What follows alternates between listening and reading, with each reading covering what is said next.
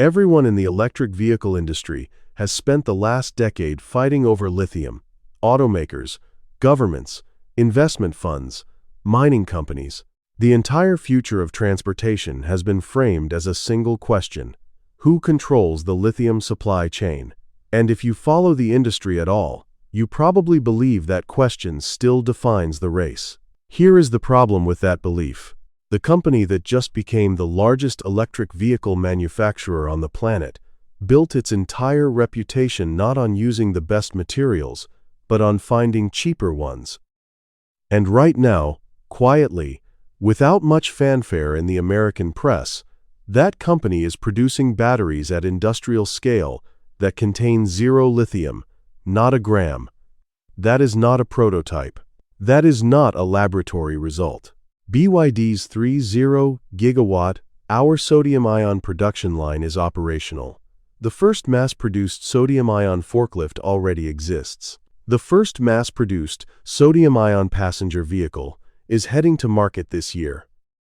And the specification that BYD disclosed to investors in February of this year, a single number buried in a briefing that most American analysts have barely noticed, explains exactly why this company committed $1.4 billion to a chemistry that most Western engineers still treat as a curiosity.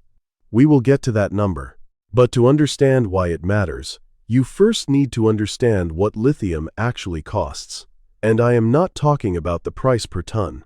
BYD was founded in 1995 in Shenzhen by a chemist named Wang Chuanfu, with a team of 20 people and roughly $600,000 in starting capital. The company's name stands for Build Your Dreams, which is either the most optimistic corporate branding in industrial history or a very precise description of what happened next. In 1995, BYD was not an automaker, it was a battery shop. It made rechargeable nickel-cadmium cells for mobile phones, and its only competitive weapon was cost. The Japanese companies that dominated the rechargeable battery market at the time, Sony, Sanyo, Panasonic, had moved up the value chain toward nickel metal hydride cells, leaving a gap at the cheaper end that Wang Chuanfu moved into with methodical precision. The obsession was never chemistry for chemistry's sake. It was always cost reduction as a survival mechanism. That obsession became the DNA of the entire company. That same DNA produced the Blade battery, BYD's lithium iron phosphate pack design, that reshaped what was possible in electric vehicles for the mass market. By 2024, BYD was producing over 155 gigawatt-hours of electric vehicle batteries annually, had reported $107 billion in revenue for the year, and had delivered 4.27 million vehicles, including hybrids. For context, Tesla delivered 1.79 million battery-powered vehicles in the same period. BYD did not get there by using the most sophisticated chemistry. It got there by obsessing over the cost of every cell it manufactured. So, when a company with that history starts investing $1.4 billion in a completely different battery chemistry, that is not a science experiment. That is a signal that lithium has a structural problem that they intend to exploit. Here is what that structural problem looks like from the inside. In December of 2022, battery-grade lithium carbonate peaked at over $81,000 per metric ton. By mid-2025, it had collapsed to around $8,000 per metric ton, a roughly 90% drop in less than 3 years. That alone would be enough to give any manufacturer nightmares. But the story did not stop there. Through the end of 2025, lithium carbonate prices in China climbed back up sharply, rising more than 20% in December alone.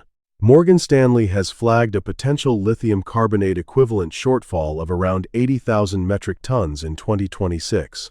And Zimbabwe, which had become a significant exporter of lithium concentrate, suspended all lithium exports in February of this year, immediately rattling spot markets. Think about what that price history means if you are trying to engineer a vehicle with a 5-year production cycle.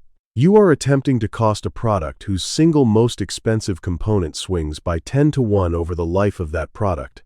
That is not a supply chain. That is a commodity speculation problem disguised as an engineering problem. Automakers have been managing this by hedging contracts, by absorbing margin compression, by quietly raising prices, and hoping consumers attribute it to inflation rather than raw material volatility. It is not sustainable, and every finance team in every car company on Earth knows it. The demand side of the equation is not getting simpler. EV batteries account for roughly 70% of global lithium demand, and that demand is growing. Grid-scale energy storage is competing for the same metal. Heavy-duty electric trucks require far more lithium per vehicle than a passenger car. Global EV sales are on a trajectory that analysts expect to exceed 25 million units annually by 2026 and 50 million by 2030. Every one of those vehicles needs a pack. Every utility-scale solar farm being connected to a grid needs storage. The same mineral, from the same handful of countries, most of which require complex geopolitical relationships to access reliably from the United States. But here is the thing about lithium that nobody in the mainstream automotive press talks about clearly enough. The price is not even the biggest failure. The biggest failure is thermal performance, and if you live anywhere north of the 40th parallel, you have felt it personally. Standard lithium-ion batteries lose a significant portion of their effective capacity in cold weather. We are not talking about extreme conditions. At -20 degrees Celsius, which is -4 Fahrenheit, a temperature that occurs regularly across large parts of the northern United States and essentially the entire upper Midwest and New England in January, a conventional lithium battery retains roughly 80% of its rated capacity. Your 300-mile range vehicle becomes a 240-mile range vehicle on the coldest days of the year, precisely when you need the range most, precisely when charging infrastructure is slowest to respond and most stressful to use. This is not a software problem. This is electrochemistry. Lithium-ion intercalation, the process by which lithium ions shuttle between the anode and cathode during charging and discharging, slows significantly at low temperatures because ionic conductivity in the electrolyte drops. The battery is not broken. It is behaving exactly as its chemistry demands. Cold slows the ions. Slow ions mean less power and less capacity. The physics are non-negotiable. The fire risk compounds everything. Lithium-ion cells under certain failure conditions, whether from thermal runaway during fast charging, mechanical damage, or cell defect, can release enough heat to ignite neighboring cells in a cascade that is extraordinarily difficult to extinguish with conventional methods. This is why electric vehicle fires generate outsized media coverage relative to their actual frequency. The fires are rare but catastrophic when they occur, and no amount of battery management software fully eliminates the underlying chemistry. The materials themselves contain their own oxidizer, which means starving the fire of oxygen does not work the way it does with a conventional gasoline fire. The sodium-ion battery addresses all three of these problems simultaneously, which is the reason that what BYD and CATL are doing right now deserves more attention than it is receiving in the American market. Sodium is the sixth most abundant element in the Earth's crust.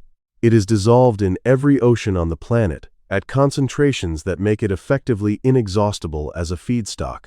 You cannot monopolize the sodium supply chain. There is no sodium equivalent of the Democratic Republic of Congo, where a substantial fraction of the world's cobalt originates from mines with documented human rights issues. There is no sodium equivalent of the lithium triangle in South America, where geopolitical relationships with Chile, Argentina, and Bolivia determine how much of the material flows to which countries and at what price. Sodium is, in the most literal sense, everywhere. The basic architecture of a sodium-ion cell is almost identical to a lithium-ion cell. Ions move between a cathode and an anode through an electrolyte during charge and discharge cycles. The fundamental electrochemical mechanism is the same. What changes is the ion itself. Sodium ions are larger and heavier than lithium ions, which has historically meant lower energy density per kilogram of battery pack, and that lower energy density is the legitimate engineering trade-off that has slowed sodium-ion adoption. A chemistry that is cheaper, but gives you less range per pound of battery, is not automatically a good deal, especially in a market where range anxiety remains the primary psychological barrier to EV adoption. This is where the specific engineering breakthroughs of 2025 and 2026 change the calculation in ways that were not true even 3 years ago. CATL's Naxtra sodium-ion battery, announced in April of 2025, achieves an energy density of 175 watt-hours per kilogram. That matches mainstream lithium iron phosphate cells. The range gap that defines sodium-ion as a niche chemistry for small vehicles has effectively closed at the cell level, and CATL's system supports a pure electric range exceeding 400 kilometers, with the company projecting 500 to 600 kilometers as the supply chain matures. The Naxtra operates reliably between -40 and +70 degrees Celsius and maintains over 90% capacity retention at -40 degrees Celsius, delivering nearly triple the discharge power of equivalent LFP batteries at -30 degrees Celsius. Let that sink in for a moment. The cheaper battery performs better in the cold than the more expensive one. The chemistry that costs less to produce from materials that exist in essentially unlimited supply also happens to be the chemistry that works correctly during a Minnesota February. That is not how this was supposed to go. The conventional wisdom in the battery industry said sodium-ion would always be a trade-off, that you would accept worse performance to get lower cost. The engineering of the last 3 years has systematically dismantled that assumption. Now comes the number from BYD's investor briefing in February of this year, the one I mentioned at the start. BYD disclosed that its sodium-ion battery platform achieves a cycle life of up to 10,000 charge and discharge cycles. For comparison, a standard lithium iron phosphate battery has a cycle life of between 2,000 and 3,000 cycles for vehicle applications. 10,000 cycles means that if you charge this battery every single day, it lasts 27 years. Your car will be structurally and mechanically obsolete before this battery degrades to the point where it needs replacement. You are not buying a battery. You are buying a battery that functionally outlives every other durable good in your life simultaneously. The battery does not outlast your car. It outlasts your next 3 cars. This is the mechanism that makes the $1.4 billion investment rational from a pure business standpoint, and it is also the mechanism that the American EV industry is completely unprepared to compete with. Because if you are selling replacement batteries, extended warranties, battery health subscriptions, and service contracts built on the assumption that the pack degrades within 10 years, a competitor who sells a battery that lasts 27 years at lower cost destroys every one of those revenue models in a single product cycle. The business model that American automakers have been quietly constructing around battery replacement and service revenue assumes lithium chemistry with its 2,000 to 3,000 cycle limitations. Sodium at 10,000 cycles does not fit into that model. It destroys it. BYD is not alone in this move. CATL, the world's largest battery manufacturer by volume, launched its Naxtra sodium-ion series in April 2025 and in February 2026 unveiled with Chang'an Automobile what was described as the world's first mass-production passenger vehicle equipped with sodium-ion batteries, the Chang'an Nevo A6. Targeting a mid-2026 market launch, CATL will supply sodium-ion batteries across all of Chang'an's brand portfolio.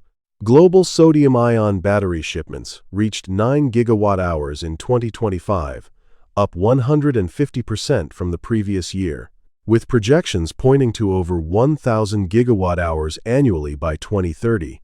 MIT Technology Review named sodium-ion one of the breakthrough technologies of 2026. The trajectory is not ambiguous. Now ask yourself how much of that 30 gigawatt-hour sodium-ion production capacity exists in the United States. How many American battery manufacturers have a sodium-ion cell in mass production? How many American automakers have a sodium-ion vehicle on their product roadmap with a confirmed launch date? The answer is close enough to zero that the distinction does not matter. This is not a technology gap. Technology gaps can be closed with engineering talent and capital. This is a manufacturing ecosystem gap, which is a different problem entirely. Building a battery factory is not the hard part. The hard part is building the cathode material suppliers, the electrolyte producers, the cell testing infrastructure, the pack integration knowledge, and the customer qualification cycles that surround the factory and make it productive at scale. China has been building that ecosystem for sodium-ion over the last 3 years, while the American conversation about battery independence has remained almost entirely focused on lithium. The first mass-production sodium-ion production line, BYD's 3.0 gigawatt-hour facility in Qinghai, is already operational. The $1.4 billion facility in Suzhou broke ground with Huaihai Group and is designed specifically for electric vehicles, micro-vehicles, and energy storage applications. The supply chain being built around sodium chemistry in China right now will take years for any other country to replicate, and every month that passes without a serious American response to this is a month of additional structural disadvantage. The consumer consequence of this is direct and measurable. If you are in the market for an electric vehicle in the next 3 to 5 years, the price you pay, the warranty terms you receive, the cold weather performance you experience, and the replacement cost you face a decade from now are all downstream of decisions being made in factory groundbreaking ceremonies in Suzhou and Qinghai that receive no coverage in American automotive media. The battery that costs less to manufacture, performs better in winter, and lasts 3 times longer than the current standard is not coming from the brands you can buy at an American dealership right now. It is coming from manufacturers who have been systematically building toward this for a decade, starting from a simple premise that Wang Chuanfu established in a Shenzhen workshop in 1995. The cheapest solution that actually works is always the one that wins. So here are the things you should actually know going forward. When an automaker advertises a battery warranty in terms of years and miles, ask what the cycle life of the underlying cell is, because years and miles tell you almost nothing about the chemistry's actual durability. When you read about American battery factory investments, ask whether those factories are building lithium-only cell lines or whether they have a sodium-ion roadmap, because a lithium-only factory being built in 2025 is infrastructure that may be optimized for the second-best chemistry before it finishes its first depreciation cycle. When you see cold weather range estimates for any electric vehicle, understand that the gap between summer range and January range is not a software variable. It is baked into the chemistry, and the chemistry is the product. And understand that the battery technology being deployed at scale in China right now is not aimed at luxury vehicles or performance flagships. It is aimed at affordable transportation for ordinary people, which is the market that defines long-term industry structure everywhere in the world, including here. The conventional assumption has been that the electric vehicle future runs on lithium, and that whoever controls the lithium supply controls the future. BYD just demonstrated at production scale that the assumption is optional. The chain is not mandatory. The material sitting in your salt shaker right now has a cycle life of 10,000 charges, a feedstock price that cannot be cornered by any single country, and a cold weather performance curve that makes it more practical for daily use in most of the United States than the lithium cells in every electric vehicle you can currently buy. That is not a future technology. That is a production line that is already running. Most people do not know it yet. Now you do. If this kind of analysis is useful to you, subscribe so you do not miss what comes next in this industry. The next shift is already being built, and most of the coverage will arrive 6 months after it matters.